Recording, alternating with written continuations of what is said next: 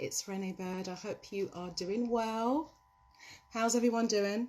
We're still under lockdown, so apparently on Sunday we're going to find out a little bit more about what's actually going on.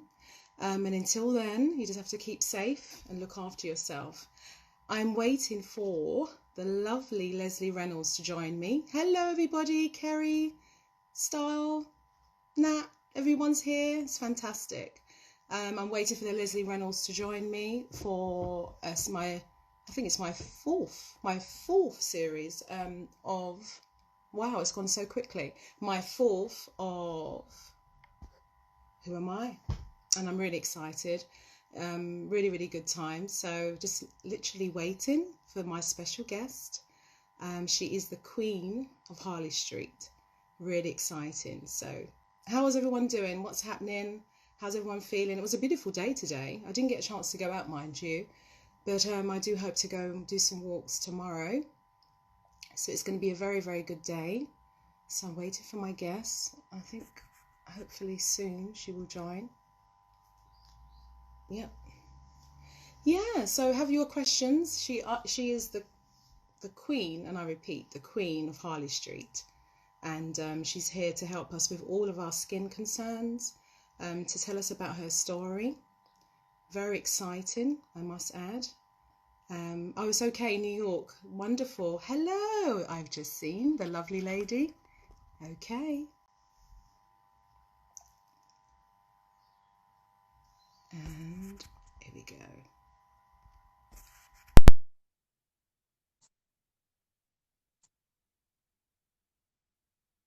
I'm just waiting for Lesley. Hello. Hi, hello. How are you? How are you?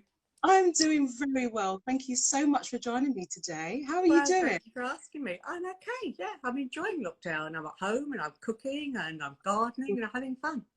Fantastic. That's the thing, isn't it? I think now we don't spend as much time at home. We're so busy, aren't we, normally, running around, working. Yeah. I'm spending time with the family and enjoying myself, really. So as terrible as it is for a lot of people being on their own, I'm lucky that I'm locked down with my daughter and her children, her husband. So missing the rest of the family, but it's great. Wonderful. Well, I must thank you and thank all the guests that have joined us this evening. I've got the Queen of Harley Street. I'm very excited. Not often that you get a chance to speak to an amazing woman.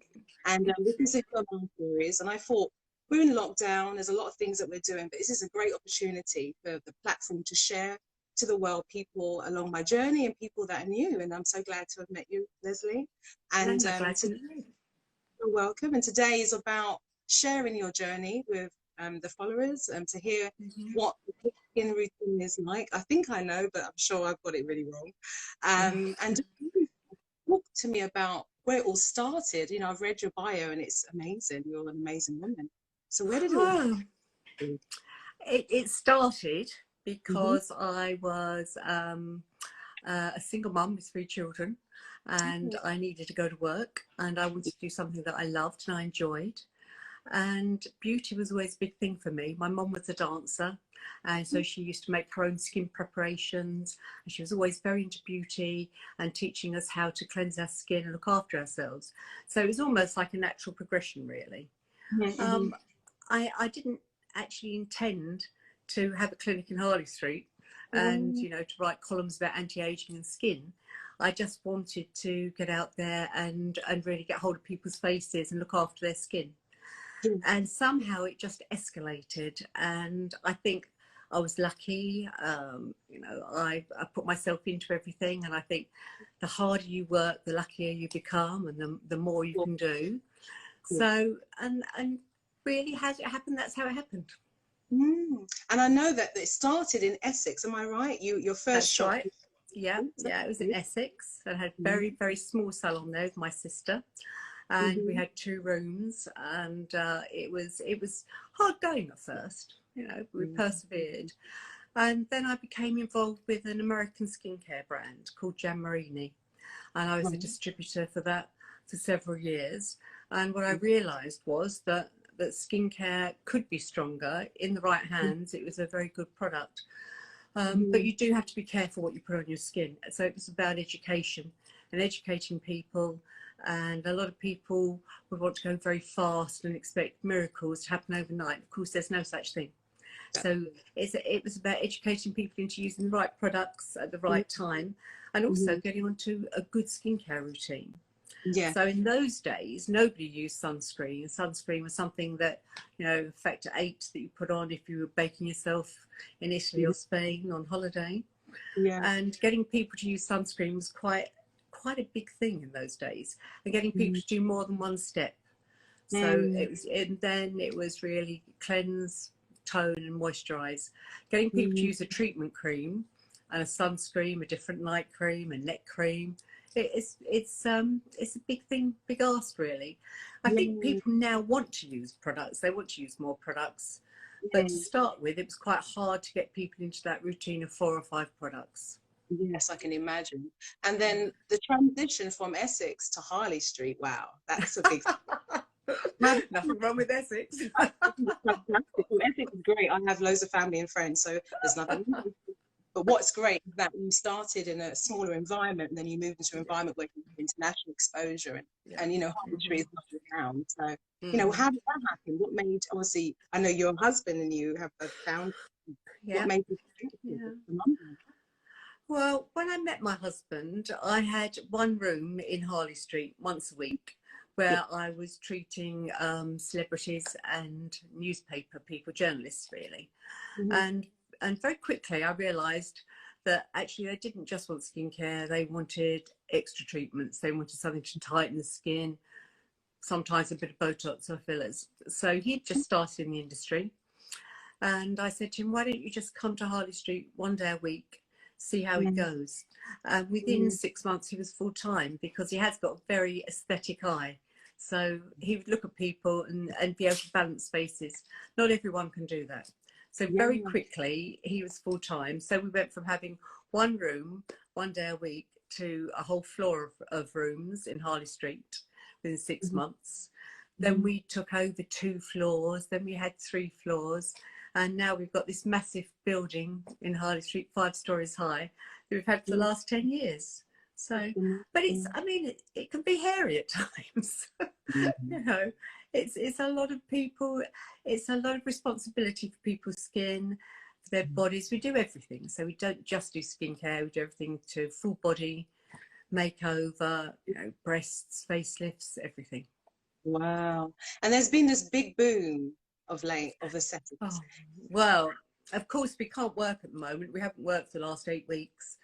Well, I say we haven't worked, we haven't been at the clinic, but every day we talk to probably about 20 people, 25 up to 30 people on WhatsApp or FaceTime about their skin, about their body, about what's happening to them.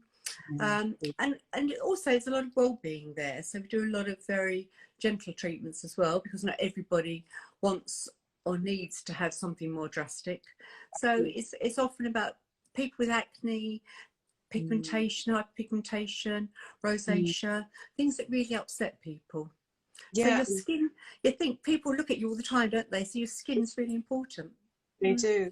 And you know, you just mentioned about skin problems. I don't want to call them problems, because you know, everyone has different things. And I grew up and for a really long time, people attest to that, and it was very scary.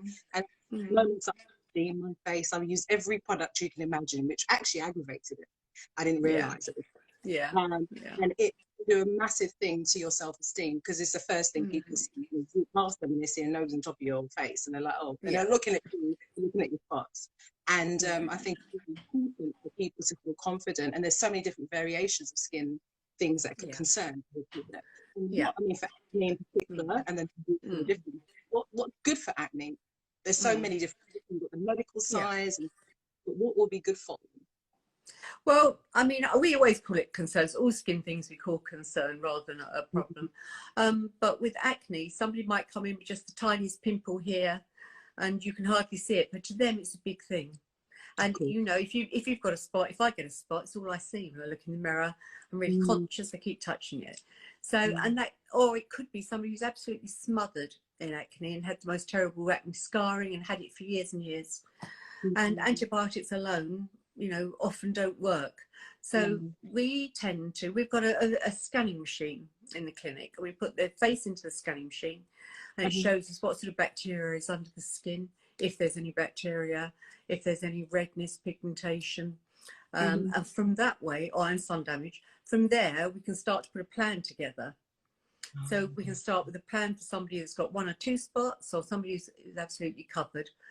Often people do need to have some antibiotics or some kind of medical treatment as well, particularly if they've had it for a long, long time and they're suffering with something like polycystic ovaries.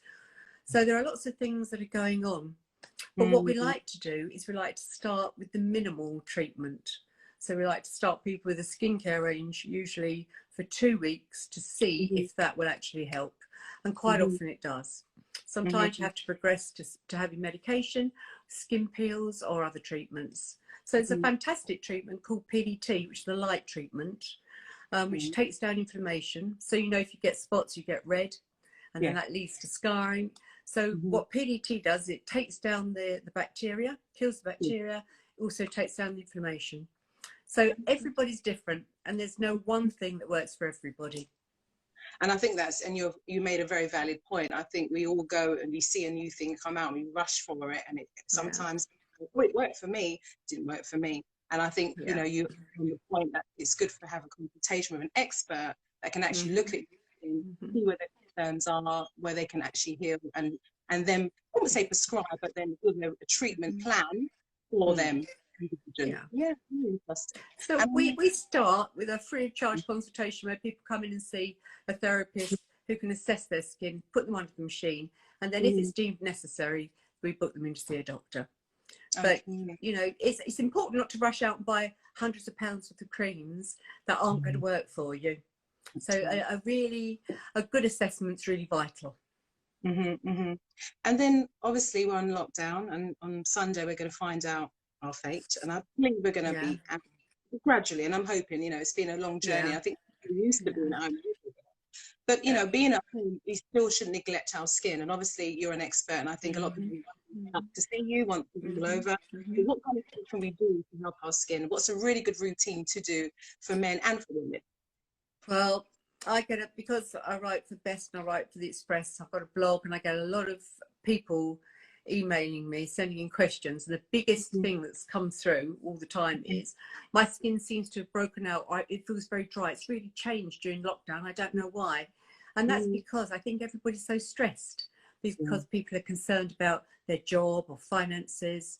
If you're running a business, you're worried about how it's going to go on.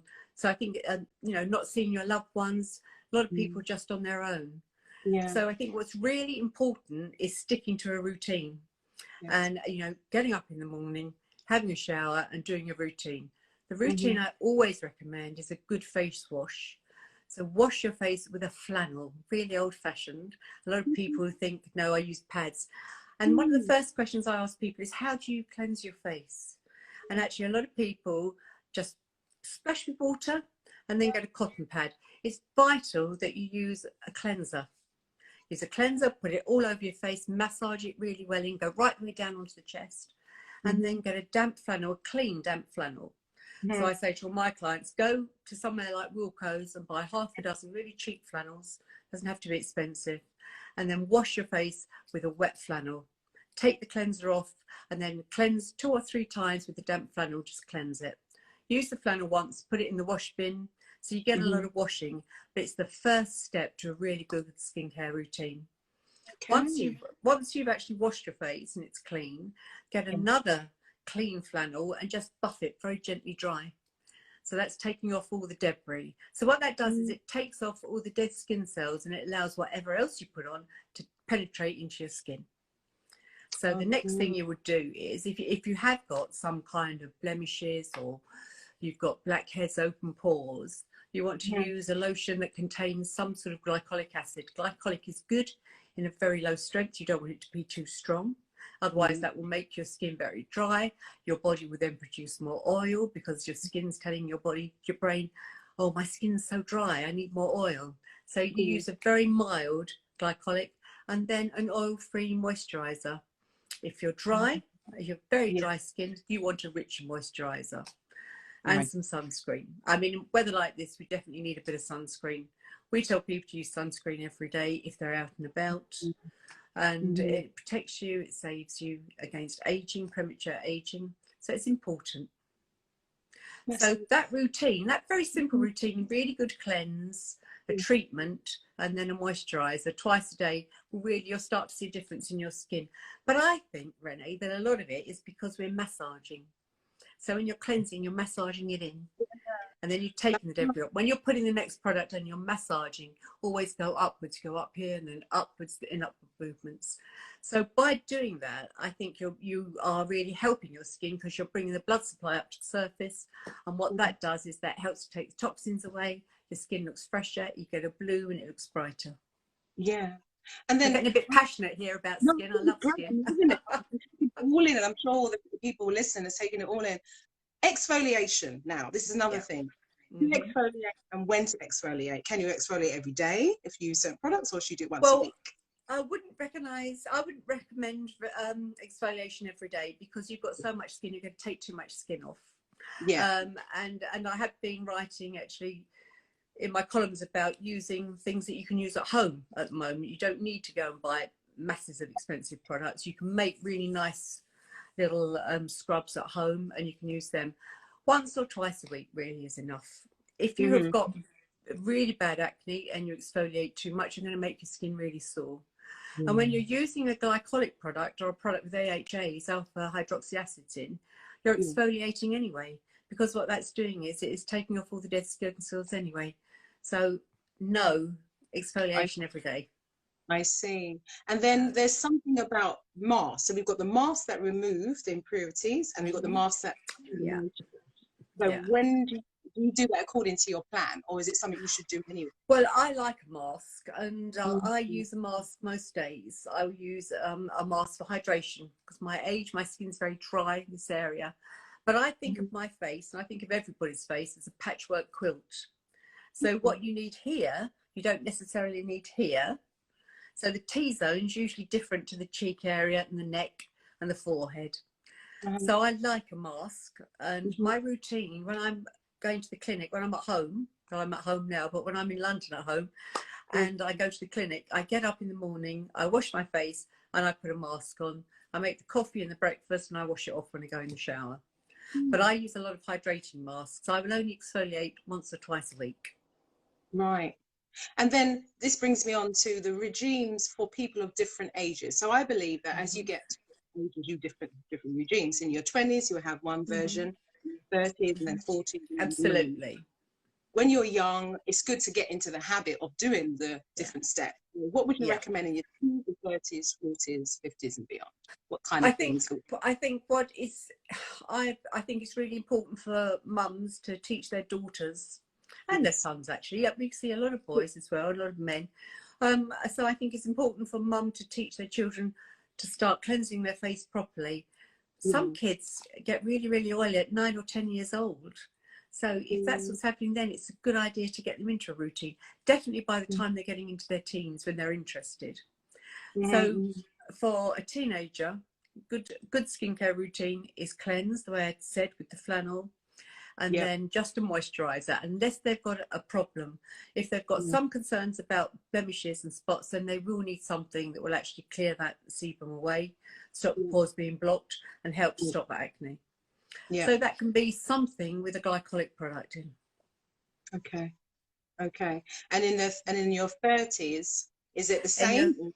No, sort of getting towards your late 20s. And what I also see now is a whole generation of girls and boys that were backpackers. I went off to Thailand at 18 or 20, no sun protection, had a bit of a wild time, came back, and in their late 20s, a lot of lines, a lot of sun damage. So really stick to a simple routine until you're in your early mid-20s, and then you can sap it up a little bit. Definitely start doing a weekly mask. If you can have a facial, you can do it at home. If you don't want to go to a salon or a clinic, do a facial, because again, massage really important to stimulate your skin. So definitely 20s. By the time you get into your mid-30s, by the time you're about 34, you really do start to see those first signs of aging. And that's usually around the eye area. you might start to feel like this is getting a little bit looser. Mm-hmm. And then it's putting in treatment creams, treatment serums, things that have got hyaluronic acid in, very good for hydration. Mm-hmm. Peptides are really good for stimulating your collagen and elastin production. And then if you can, and I think this is a really good thing, to start exercises, facial exercises for this area. Yeah, very good. And even eyelids, you know, there's some great exercises. I'm a great advocate of facial exercises as well. So mid 20s, so late 20s, mid 30s, when you're going to start getting to the anti-aging. Once you get into your 40s, you may be going to want to start using a bit more or doing some treatments. Mm-hmm. Because I think, you know, there is obviously people, it doesn't have to be a man or a woman. Aging is always something that freaks everyone out because, you know, we want to stay young and beautiful, but we can still be young and beautiful at whatever age. We just need to look after what we have in order to give that attention. And, you know, if you do notice a line, some people will go and do an aesthetics or they'll use a cream. Which one do you think they should maybe have a little touch up or use a cream instead? Cream. I think that Botox and fillers are great, but they're not for everybody and they won't do everything you need, and it changes as you age. So if you do have Botox and fillers in your late 30s, 40s, by the time you're in your 50s, you're going to need a different treatment, or you're going to need them in different places, because, you know, that you lose fat in your temples, so your face starts to go a bit of a peanutty shape, so you lose fat in your temples. Then your eyelids start to drop down a little bit, you lose fat across here, a bit of fat here, so everything just starts to come down. You don't really see that in your 30s. In your 30s, you might start to see crow's feet. You don't want to get rid of every single line on your face so you look ridiculous. So you just want to do little bits and pieces. Now, there's a fabulous cream, but it's expensive. Yeah. It's a serum, actually, and it's by Neostrata. It's called Triple Peptide Cream, I think it's called. Triple Therapy. I'll text you the name. And I actually use it around this area here, and it just takes off that depth of the lines. You're supposed to use it all over your face, but actually I like to use it just on where the lines are, around the area here. Everything. But it's pricey. It's about £69. Lasts a long time, probably about 6 months or so. I just use a couple of drops a day. But that is one of the few that really works. It really does work. To invest in stuff. You know, we buy lovely bags, shoes, girls, guys, cars. Absolutely. So, yeah. I often sit with women who have got the most expensive handbags sitting on their lap, and I talk to them about creams, and they say, "Oh, that's expensive." And I say, "It's not as expensive as that bag." And people see your face every single day. That's what everybody looks at, isn't it? No, you're completely right. I've got some questions coming in, and one actually statement by I'll ask on that. She said facial exercises have worked for her, so that's brilliant. You said that's really important. Yeah, I think they're important there. Just another question. I'm going to ask you some questions as well. But you know, I've seen people using this roller thing. What is that? Yeah. Do you mean the little Jade Roller? Right. Jade Roller. Yeah. Yeah. I haven't tried it. I've tried both things, but I haven't tried it. But what I think is, again, I think it's really when you're doing pressure, you're pushing up, and what you're doing is you're stimulating all the time.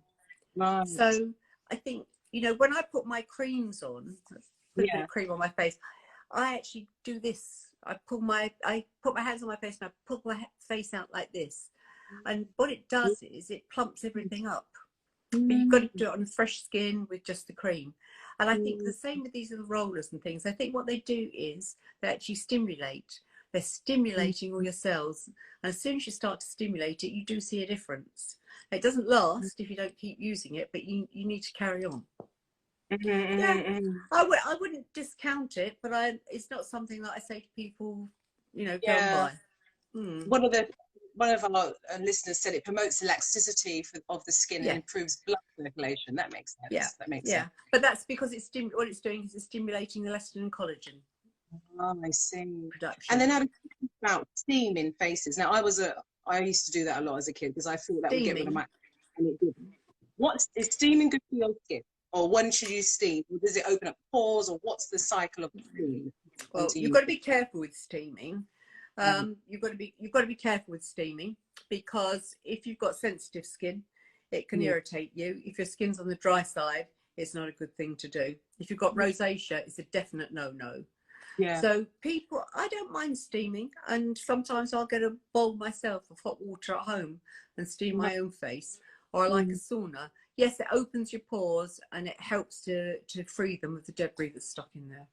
And with regard, you know, we spoke about the skin concerns. So rosacea, what's good for rosacea? What would you recommend? Rosacea, it's a tricky one, because most people need some kind of medication for it. So the treatment I told you about for acne, the PDT light's very good for rosacea, because it kills the bacteria, because there's a little mite in the skin. That's what they think. There's a little mite in the skin. And when we put people under this lamp, this machine, it shows us all the bacteria there. So we know by using a red light, what it does is it diffuses, that it gets rid of the bacteria. So we take a photo 1 week, we do one 2 weeks later, a month later, and you can see how the redness goes down. So most people need a treatment like that, and a lot of people need an antibiotic. But if you want something that's anti-inflammatory and to help your skin go down, there's a product called Skin Better, and they have got a product. There's a product called Neostrata. They've got 2 products that are very good for rosacea as well. Mostly people need treatment though. Yeah, I think they need medical intervention, isn't it? I think it's only so far. And I had another question about vitamin C for skin. Can you use that every day? Fantastic. Vitamin C. Okay. Vitamin C, what does it do? It does lots of things. It's a really good antioxidant. So again, it helps with collagen elastin stimulation. It also helps, you know, when people get the brown patches, sometimes post-pregnancy, or it might be from the menopause, it could be from hormones, it could be from taking the pill, it can be from sun damage, and vitamin C helps to take down pigmentation as well. So I'm a great advocate of vitamin C. Wonderful. Definitely, I would use it every day. Well, I would only say use it once a day. Okay, but it's part of the regime. Part of a regime. So you would cleanse, put it on, and then carry on with your other products. But there's great vitamin C by VI Derm. So it's just a VI and then Derm, and it's called vitamin C, and it's got a lovely texture, really smooth texture onto the skin. But it's a very good product. And I got I call it the $1 million question. What's good for celiac? I think everyone's going to imagine they're going to go crazy.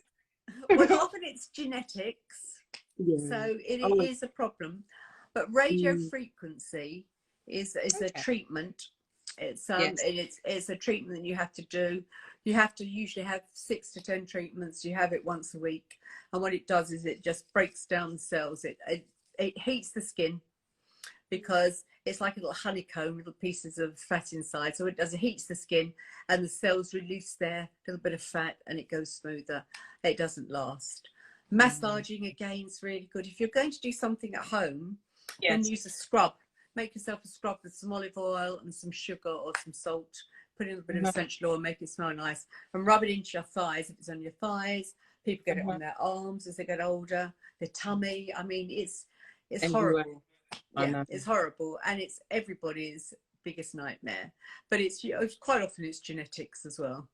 Diet's important, alcohol, all the things we like, really. and then you look and you see a little bit of light, and you're like, okay, what is that? And everybody, you know, it's not, no one's immune, whether you're slim, whether you're voluptuous. I see really fit girls with cellulite on their thighs. So massage as well with you can buy these lovely wooden brushes that have got some knobbles on the end. You say and just massage, but you need to do it again every day. You need to do it every day. It's a routine. It's all about routine, isn't it? Or go to a clinic or a salon and have a radio frequency treatment. There are some really good ones out there. There's Viora Reaction is a good treatment. There's Forma, that's a good treatment. They're probably the 2 best, I would say. Sounds interesting. And I've had men on the line asking some questions, which I think is great, because, you know, I think Yeah. it's changed. You know, I'm not going to be gender biased or anything, but women tend to be the skincare and the age to be a bit over the top. But there's been a boom of men now. Oh yeah. Equally, I'm sure in your clinic, there's a Yeah. balance, isn't it, of Yeah. people that are, Yeah. yeah, Yeah. that's right. Yeah. You know, Yeah. and he's asking about using, you know, normal high street store products as opposed Brands. to Yeah. spending a little more. Do you think you can get the same from something which is high street, or do you think you need to spend a little bit to get more out? Not always, no. Mm. And I think, as I said, you can do a lot at home. But a brand that I think is very, very good high street brand is Boots Number 7. They've got some fantastic products. Boots Number 7. Avene. Do you know the product Avene?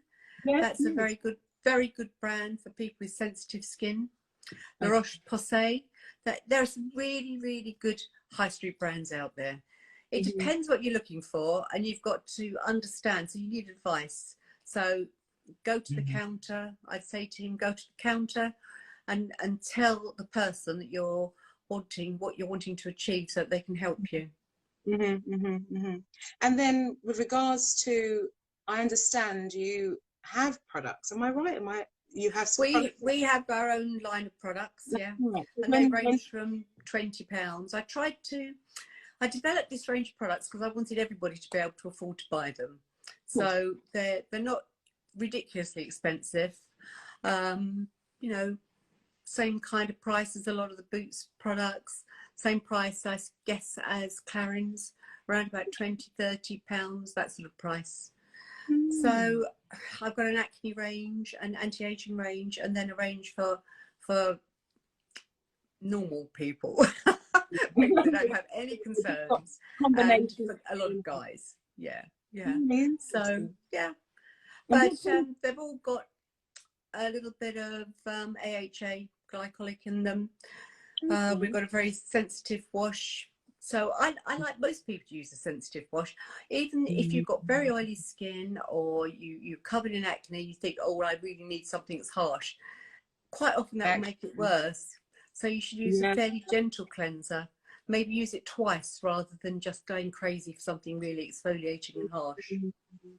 So I've got a question. What's good for oily skin? So is it, as you just said, not using things that are harsh, but to keep it at bay? It's not always the things that are harsh. But the problem with oily skin is because you feel so greasy, because your skin feels, you want to do something that feels like it's really getting rid of all the grease. So another good product for oily skin is an exfoliating cleanser. So most brands have got one these days. I mean, Pixie, I think, I've got one. There are a lot of different brands out there where you can get a cleanser with a little bit of glycolic in.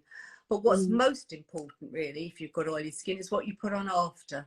So you definitely want to put a product on after that is going to be oil free, and it's going to help to keep your pores clear. So something AHAs. Vitamin A is great, but only at night time. And you don't want to overdo vitamin A either, because although it turns your skin over quickly, it dries it a bit, it can make you very sore. And I think you've got a fan on here. So they said that there's a facial that you do called Hollywood Radiance. Oh yeah. Yeah, it's a great facial. Queen of Harley Street.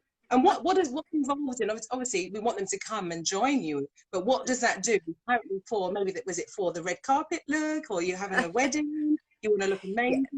Yeah. It gives you the red carpet glow, and it's great for. It gives you a little bit of exfoliation. It gives you. Basically, it gives you a glow.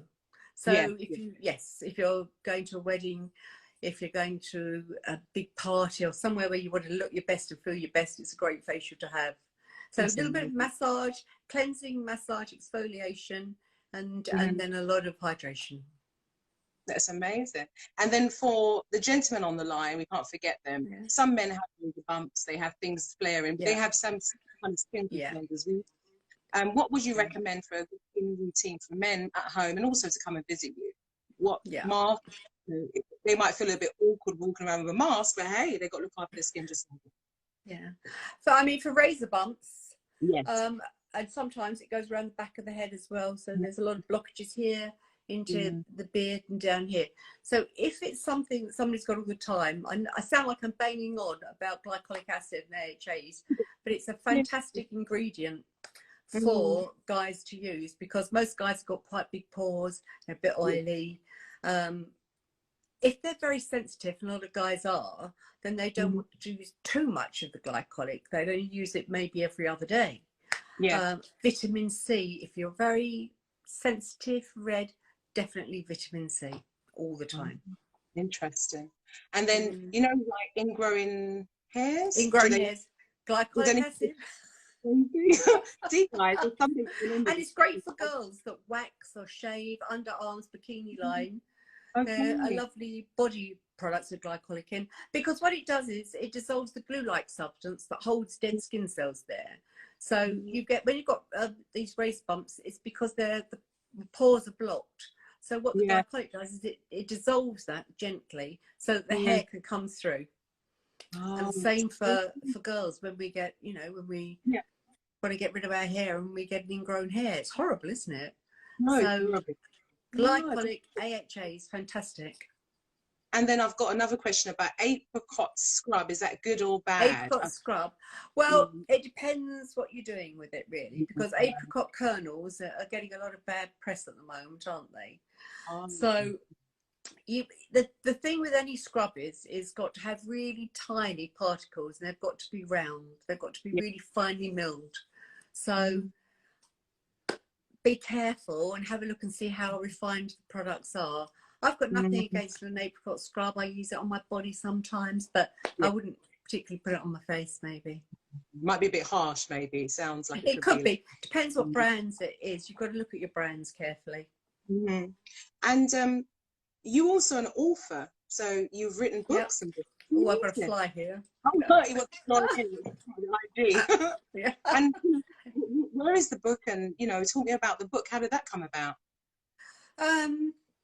Well, I was asked to write this book about anti-aging, and it was about treatments and things that are available that people just didn't know about. So it goes through the decades of the treatments that you could do, what different, you know, concerns you may have. So you can never tell. Somebody might walk in. I learned a long time ago, when somebody walks into my room, to never think I know what they want to talk about, because people might be concerned about the tiny bit of back fat. You know, somebody may have spots or something going on with their face that you might think that's what they're worried about, but it isn't. You know, so it's in the book. It's talking about all the hundreds of different treatments and all the different things that people might want to talk about. So it starts from the top of your head right the way down to your feet.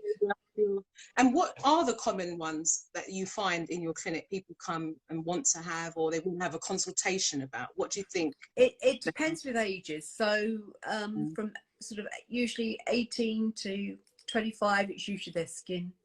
It will be acne, blemishes, or it might be, you know, a girl who's very flat chested and is really worried about not having any breasts, you know, or somebody who's put a lot of weight on or has been a chubby kid and then becomes an adult, wants to get rid of some of their fat. Older women, it's usually always about this area here and under the eyes. They just starts people see. So they're the common things are faces and bodies. You know, there's a big trend, isn't there, now, people taking fat from somewhere and having it put somewhere else. So that's a huge trend. People want to, they talk about fat transfer, Brazilian butt lift, but actually what it really most people want to do is they want to fill out their hip dips. So if you put your hands on your waist and you go down to your hips, a lot of girls, the hips go slightly in and then out. So they actually want to fill that fat and take fat from their tummy and put it into the hip dip. It's not really about having a bigger bottom, because when your hip dips are full, your bottom looks more curvaceous. Oh, interesting. That's one of the secrets. And how do you, obviously, it is all to do with well-being and the mental well-being of an individual, because it's a massive transformation. And if they're going to change something, how do you deal? Obviously, you've got amazing surgeons and doctors, you have to be sure that they are ready for that change, and they have to understand exactly what it means. I think the consultations are so important, and so the first time somebody comes in and you start talking to them about things. I mean, I see girls who come in and tell me they want something done, and I just say, "You're crazy. You're gorgeous. Have you ever looked in the mirror?" But, you know, have you spoken to your mum? Is your mum coming with you, or can you bring your mum back with you to talk to you? And I think what people don't do enough, but we certainly do a lot at our clinic, is say no. You have to say no, because there are people that come in and all they need is a bit of confidence building. You know, a lot of girls are not, you know, I don't mind saying to a woman, actually, you're absolutely gorgeous. You're crazy. Why do you want to do this? You're gorgeous. You know, and sometimes that's all they need to hear. Because it's the mental well-being, and I think that's amazing to hear that you do that, because as I said, sometimes it's just them feeling they could change things like that. They could change their body aesthetics, but inside they're not still complete. Even and that, Rennie, that's really great to hear you say that as well, because one of the things I say to them is, you know, by doing this procedure, it's not going to get you a job, it's not going to get you the man, and it's not going to make you feel fantastic. It might make you feel a little bit more confident, but it's not going to change what's going on up in here. So it's really important not to do treatments unless you're in the right place and you've thought about it for a long time. So somebody who's young, I always say, bring your mum back with you and let's talk to your mum. I say to mum, what do you think about this? And she might say, well, I've always had small boobs and I've hated it, and I can understand how she feels. Or she might say, I think she's mad, she's gorgeous. And I say, well, we both think that. So, so take her away and talk to her. And then the aftercare, you know, thinking about cosmetics, the aftercare is as important as having the treatment, isn't it? And I've heard of some people actually had like tummy tucks, and they've just and then they got, I don't know what happens, they've put on all the weight again, and it's like literally was a waste of time for obvious reasons. It goes back again to the mind, isn't it? You speak to your client and keep in mind them how they're getting on, you know, things like which are extreme treatments like that. No, you have to. And also, we've got 2 psychotherapists at our clinic, and sometimes I might say, or our doctors would say, we think it'd be great if you just spoke to somebody about how you're really feeling about this. You know, I mean, it's most people who come in, they have thought long and hard, that you can understand why they want to do something and it's reasonable. But you do also get people in that really shouldn't be having treatments, and we don't give them to them. And I think that's exactly it, isn't it? And that's the line, isn't it? That's the moral line of knowing that actually that person might need something here before they do something. And that's why we've got the psychotherapists as well, and encourage people to speak to them if they're worried about it. But I see a lot of really, really gorgeous young girls that just need nothing other than someone to say to them, you're beautiful. You know, you're absolutely gorgeous. Look in that mirror. I go, look in that mirror. You know, I'd like to have a figure like yours. I think that's where the beauty, or the beauty industry, the celebrity industry that I'm in, we have to really, we have to take charge and do things right, don't we? We have to make sure that we give the right message. You know, I won a few pounds of recent and I'm now getting back, but I will do that. I'm human, you know, and I think and show that to people that we are human. We have good, bad days. We get spots. We don't get spots. Naturally. When I've done a shoot and I look at my picture, I'm like, what does that mean? It's not real, you know. Obviously, it's near as it can be, but I think we have to be really careful how we present ourselves, because people are watching and they think, oh, her mum is big and her breast is big. I want to do this. Do you know, girls come in with a photo of a celebrity and say, I want to look like that. And I say, well, you will never look like that because you're not her. You will look like you. You're always going to look like you. You can enhance, and you know, you can do your hair, you put makeup on, wear the right clothes, you can do tweaks and bits, but you're never going to look like that celebrity, because that is that celebrity. That's that person. And why do you want to look like somebody else? You know, you want to look the best that you can look for you, don't you? That's my philosophy anyway. No, I think so. I mean, I'd like to look like Sophia Loren, but there you go. Oh, no, actually, you're a beautiful lady. There's a look. That you're very beautiful. So you know, as you said, being comfortable with your own skin Yeah. and doing things like someone said about, obviously not to mention other celebrities, but Adele, that amazing weight loss that she's done of late. Yeah. It's just incredible, isn't it? Yeah. And Incredible. she said, I'm going to do this, and I don't recognize her. I loved her however she did it. But wow. Yeah. Well, I think she looked beautiful either way, didn't she? But it's incredible what she's done. But I think the good thing about that is it's her health. It's about her health. She's so much healthier, isn't she, at that weight? It's much better for her heart and her body and her bones. So I think we've got to really applaud her for that. She's done a fantastic job, and it must have been really hard. Yeah, and she did it, and that's a great message for her fans, because they're going to see that, and they'll see the yeah, you're right. It is. Yeah, she's done. She's lovely. Yeah, I do. And then you had a program which was on Sky Living. Tell me about fun. Stitch Me, Lift Me, Tuck Me. So it was all about what happens inside a clinic, and it was about, you know, how treatments can go wrong, how things can be good, how sometimes it doesn't work out the way you wanted it to be, or it doesn't give you what you want. So it was a real true life fly on the wall. This is what it's really like, you know. And I think that was good, because it helps people's perception of what they're trying to achieve and what is obtainable and what isn't, and what you can achieve, you know. So it was a 10-part program. It took 6 months to make. It was emotional at times, and it was okay. And it's going, and I've been told that the camera's there, so you know it's there, and after a while you forget it's there, but you have to be aware, you know. You forget. You actually forget. Well, you know what it's like, don't you?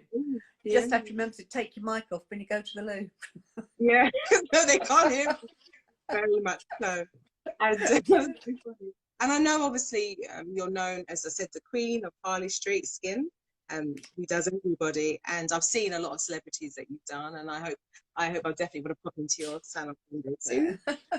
It's been extravagant. What have you had any extravagant requests? I'm pretty sure you have in the celebrity rich and famous world, because but we don't do it. I mean, we try and keep it real, and you know, and with celebrities, with everybody, you know, I have very often said, I think this is as far as you need to go right now, and no more fillers.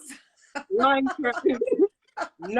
more of that. We're as much as it's going to be for the time being. So, but yes, we have had some extreme requests. Actually, we had a girl who came in and wanted to have one of her toes removed, so that she could get into her very narrow designer shoes. So obviously sent her packing. Did she? And then somebody else came in and wanted a rib removed to make their waist smaller. I mean, it's crazy, isn't it? I've heard that. People, they actually. Yeah. But you think, you know, with most designer shoes, you can get them custom made. So why don't you get them? I know, it's crazy. But the rib, I think maybe I don't know which one's the craziest, really, the rib or the toes. But wow, that is shocking. That is shocking. And also dangerous, you know. And then where do you lie in a clinic? You do that, you can't do that, you know, because if it goes really, really wrong, then we're in trouble. Well, I think what happens is they go to the States, they have it done in America. So somebody who's, you know, going to do it and wants to do it and is that crazy, they'll find a way of doing it. But we don't do it, no. No, I don't. They're the craziest requests. Wow. But then generally... I'll probably think of some more in a minute. You are good. I bet there's been some occasions when you're like, are they kidding me? And you know, you see people, like I do watch a lot of the reality ones on TV in Atlanta and things like that.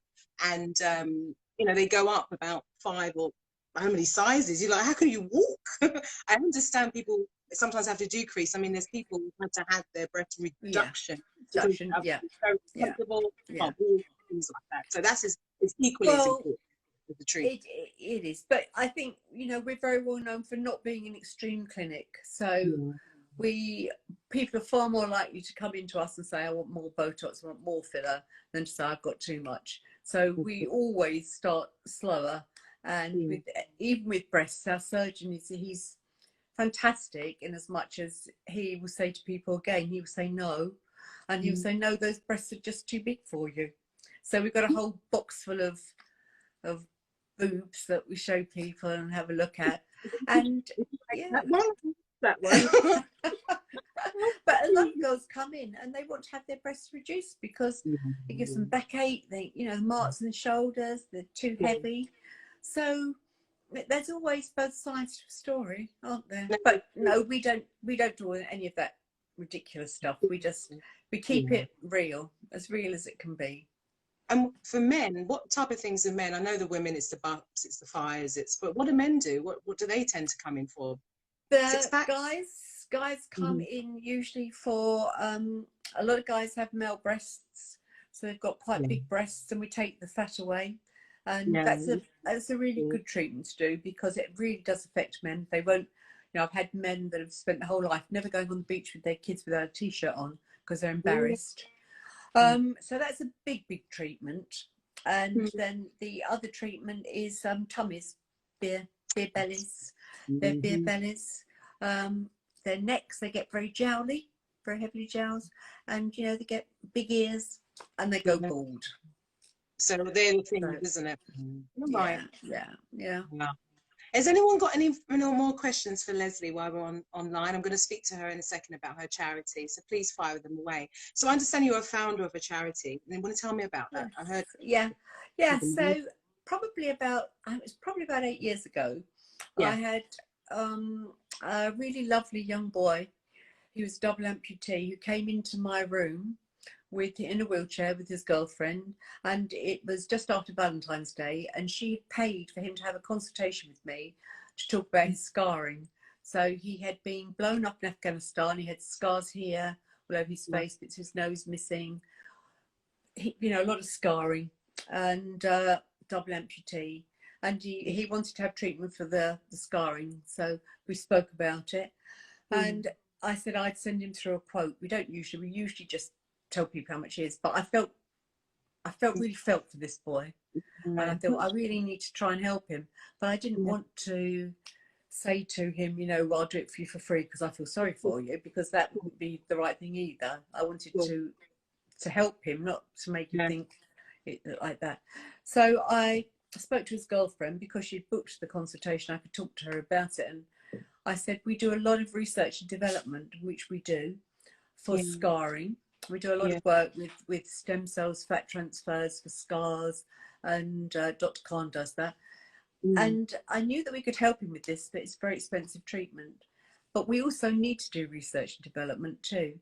So I said, would he help us with that? And she spoke to him and he said, yes, he would.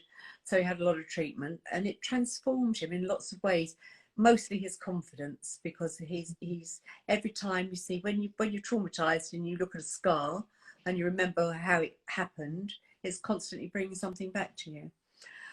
So we started to do this work, and when I was talking to him, he said, what do you like to do?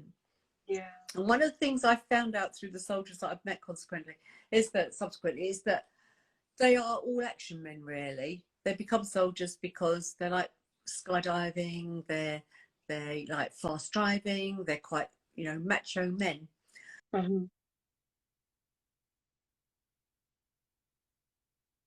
Can you see me? Yeah. So what he really liked to do was racing. So my husband and I decided to put on a race day for him at Daytona karting in Surrey. And we funded it ourselves through the clinic. And we got drivers to come. So we've got celebrities to come. We got professional drivers, and we got soldiers and civilians all to come and race against each other. And it's a fantastic day. It was really fun. So we did that for about 3 years, and then it started to grow and grow and grow. And so we thought, well, actually, we need to raise more money. And people didn't want to actually give any money to something that wasn't a charity. So we became a charity. And so we helped these boys and girls getting back on track, which was originally driving. But now, actually, we help them. They get help with PTSD, because most people that have been through these terrible things have got that. So we've got counsellors that help them with that the charity pays for. We also help them with getting their lives back on track. It might be that they need help with starting a business. It might. Are you there? I keep losing you. Yeah, It it's might be okay. that they need help with somebody to help them get their finances in order. So we just help them in any way that we can to help them get back on track. That's So amazing. And I like now, it makes sense, the name. Now I was wondering the background and now you've Yeah. Oh, We had fantastic fun, and we had a charity ball last December, and Beverly Knight came and sang, Peter Andre came and sang, and so just we had some really lovely people. Yeah, it was really good. Cassidy Jansen came. We had some great people, and people like Stephanie Beecham came to support us. It was just a fantastic night, but we had such fun, and it was such a lovely feeling in the room. And that's, I think, because people were doing it out of the good of their heart, it was a fantastic feeling. And that's amazing that because I think I was talking about the other day to someone, and I just said we forget the people that have fought for the war. Obviously, it's a day today, and what happens to them after? They're absolutely killing, and they've come back after that trauma, and then you've created something. And it's amazing because we need to give back to them because they're doing. You do need to give back, and we've just started an affiliation with something called the Lolly Foundation, and it's an IT company. And what they're doing is they will supply a laptop and they will train these guys to become IT technicians so that they can work from home and they can start to earn a living. It gets them back into life. So that's really exciting. I'm really excited about that because I think it's something that so many people are interested in, and they get this online learning. So yeah, it's good. I'm really pleased with it. Yeah. And that's, you're an entrepreneur, you're an author, and also, that's amazing because you're giving back. And I think, isn't it important right now that we are, as people who are out in the public eye, we're doing amazing stuff, but giving back that platform is so, it can't be just about yourself. It's got to be what you can give to other people. So I tell you, Renee, you get so much pleasure with seeing these boys and girls develop. There are many more boys than girls, but you get such pleasure, and it's so wonderful to see them coming back into life, seeing their confidence grow, starting businesses, earning money. It's a fantastic thing to be involved with, and I feel very humbled by them when I'm talking to them. They're amazing people. No, it's amazing. I think I think in this time we're in COVID-19, it's changed our life forever, isn't it? When it comes to forever. Yeah. I think we'll be better people for it, don't you? I think the world would become a better place, actually. I think it's made us all really take stock and realise what's going on and what's important. I know had no qualms whatsoever about closing my business, and people said to me, "What are you going to do financially with it?" And I said, "Well, we will get by, but we have to close because we can't have any of our, a patient may get worried about something and say I'm going to go to A&E to say, is my face all right? It feels very sore. You can't give the NHS any more problems at a time like this. So we closed very early. We closed 2 months ago, and should remain that way because it's the right thing to do. Yeah, and that's the beautiful thing. I think you've done, like I said, the humanitarian in you can see, you're aware, and you've taken that decision, and you're making sure your people first, your guests, your customers first. There's more to life than just money, isn't there? Really, there's more to life. It's about, I think, doing what we can and making this world a better place. And I think now so many people will think that way. I think we'll all think, let's pull together and help each other and it's the way forward. I think I never thought, it's been a very tough time, I'm not going to lie, mentally exhausting, scary, and all these other things. But I've seen nature at its best. I've seen little, there's all sorts of things that you never get to see because they normally come out, birds, and as people, we've come together, our friendships have blossomed, our amazing blossomed. And that's a positive I can take from this scenario. And I hope after, when we all get back into the system, because we will, things will pass, everything will end eventually. We don't lose sight of that. I think people will be different, so. I mean, I feel differently inside. Do you? Do you feel differently inside now? Yeah, and I think most people I talk to do. That's all for the good, isn't it? Definitely. It's been an absolute pleasure speaking to you. Oh, I love you speaking to you as well, and I hope to see you in the flesh. Definitely, and I hope to catch up with you again very soon. Yeah, that'd be lovely. Lovely speaking to you. Talk Bye. to you. Take